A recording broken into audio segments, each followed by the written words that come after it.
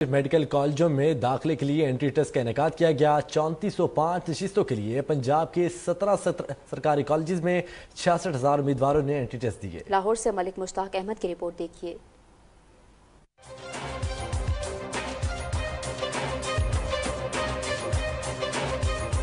پنجاب کے مختلف میڈیکل کالجوں میں داخلے کے لیے انٹری ٹیسٹ 3405 نشستوں کے لیے پنجاب کے 17 سرکاری کالجز میں انٹری ٹیسٹ ہوئے۔ 13 شہروں میں 28 مراکز قائم کیے گئے۔ 42,000 طالبات اور 24,000 طلباء نے ٹیسٹ دیا۔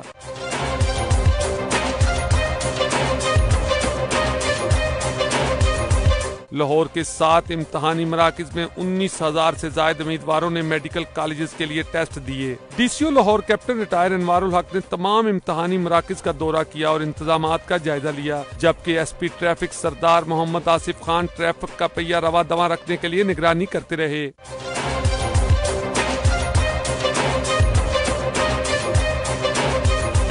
گجرانوالہ میں 3,610، یونیورسٹی آف گجرات میں 1,323 طالبات اور 1,323 طلباء نے ٹیسٹ دیا، جبکہ سرگودا میڈیکل کالج میں داخلے کے انٹری ٹیسٹ کے 2,803 امیدواروں نے حصہ لیا۔